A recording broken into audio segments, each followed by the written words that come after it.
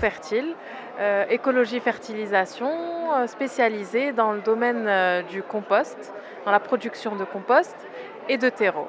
Et c'est une entreprise qui existe depuis les années 96. En fait, on est pionnier au Maroc dans le domaine du compostage. Et moi, je viens de reprendre il y a 2 ans et demi la gérance de l'entreprise. Pouvez-vous nous parler justement de ces produits de compostage? Alors, le compost, c'est un amendement organique. En fait, c'est pour le sol, qui ramène de la structure au sol et de la fertilisation. L'agriculteur, pour pouvoir avoir de beaux légumes de qualité et bio, euh, il est difficile surtout que les sols marocains manquent de matière organique. Donc, il faut cet apport de compost qui est riche en micro-organismes. En fait, en plus simple, le compost apporte de la vie au sol naturellement. Et donc, dans notre cas, c'est un compost à base de fumier de bovins. Et on a une autre gamme qu'on est en train de développer à base de déchets verts pour pouvoir compléter cet apport au sol d'après les besoins des cultures. Voilà. Comment les agriculteurs accueillent en général ce genre de produits? Alors, l'agriculteur marocain a l'habitude d'utiliser du fumier, donc il y a une certaine sensibilisation à faire dans ce sens, parce que le fumier est bon pour le sol, mais il est aussi vecteur d'éléments pathogènes et de maladies. Donc, la différence entre un fumier composté et un fumier qui ne l'est pas, c'est un fumier en fait qui est assaini, où on garde que les éléments bénéfiques du fumier qui sont la fertilisation, la structure, l'apport de la structure du sol et les éléments nutritifs pour la plante, sans apporter les adventices, les mauvaises herbes et les maladies que peut apporter le fumier. Et par conséquent, on n'a pas besoin d'un apport en pesticides pour pouvoir réduire cet impact négatif du fumier. Quel regard portez-vous sur l'agriculture biologique au Maroc? Pour moi, l'agriculture biologique est essentielle parce que la surexploitation des terres agricoles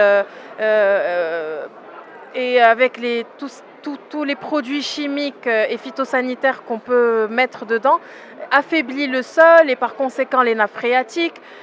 Et au final, c'est la santé des consommateurs qui est touchée par ces apports-là et cette mauvaise,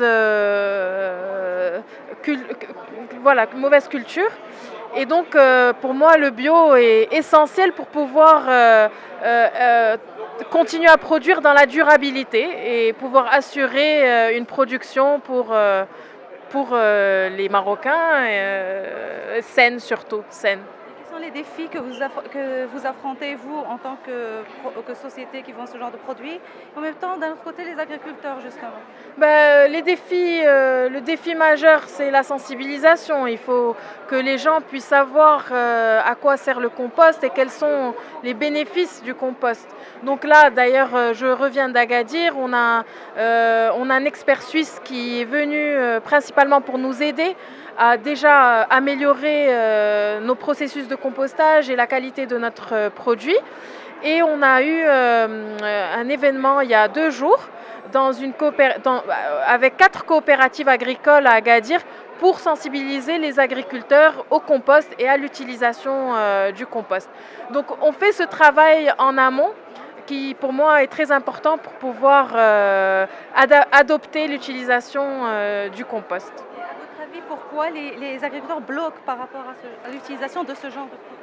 Alors, le blocage principal, c'est des fois le prix. Mais quand on leur explique l'avantage économique, parce que grâce au compost, il y a une humidification du sol, ça veut dire une rétention, voilà, moins d'irrigation, ça veut dire une main-d'œuvre qui est moins importante, donc moins coûteuse. Ça veut aussi dire un apport en éléments chimiques, en pesticides qui est moins important. Donc quand on fait le calcul financier, économique, quand on leur explique, Ils sont facilement convaincus par cette utilisation sur le long terme.